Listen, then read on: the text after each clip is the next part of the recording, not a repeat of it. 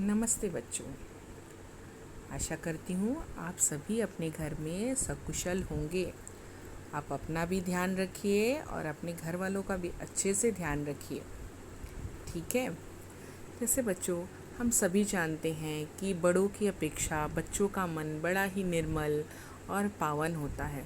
वह नदी की तरह चंचल बहता रहता है और उनके मन में ऐसी अनेक काल्पनिक बातें जो सच्चाई की तरह वह अपने सपनों को सजाते रहते हैं।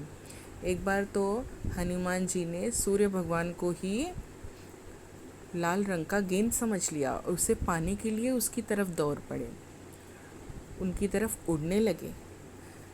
कृष्ण जी बाल स्वरूप में जब थे तो उन्होंने चंद्रमा को ही अपनी माता से जिद की कि चंद्रमा ही मुझे लाकर दो तो ही मैं उससे खेलूँगा। तो बच्चों का मन बड़ा ही छल मुक्त निर्मल होता है। तो चलिए आज हम ऐसे ही बच्चों के मन पर आधारित एक कविता पढ़ते हैं, नदी कंधे पर। इस कविता के कवि हैं प्रभुदयाल श्रीवास्तव जी। इन्होंने बच्चों से जुड़ी हुई बहुत सी कविताओं के संग्रह लिखे हैं। इस कविता में कवि नदी के माध्यम से नदी के बारे में बच्चे कौन कौन सी काल्पनिक यानी कल्पना रूपी भावनाएं अपने मन में रखते हैं। नदी मिल जाए तो मैं क्या क्या कर सकता हूँ, ऐसे बच्चों के मन में बहुत सारी कई प्रकार की भावनाएं आती हैं। उसको उन्होंने इस कविता में व्यक्त किया है। चलिए देखते हैं कविता। नदी जो सदा ही निर्मल चंचल बहती रहती है, वह कभी रुकती नहीं है। उसकी तरह बच्चों का भी मन सदा ही गतिशील रहता है। चलिए देखते। नदी कंधे पर, कवि प्रभुदयाल श्रीवास्तव।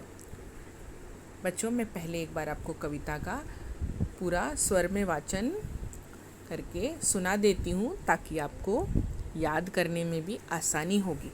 फिर मैं एक एक पैराग्राफ को एक्सप्लेन करती हूँ। चलिए देखिए।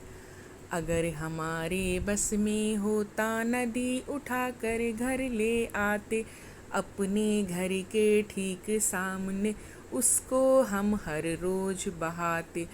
कूद कूद कर उछल उछल कर हम मित्रों के साथ नहाते। कभी तैरते कभी डूबते, इतराते गाते मस्ताते। नदी आ गई चलो नहाने, आमंत्रित सबको करवाते।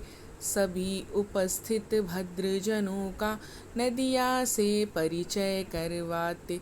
अगर हमारे मन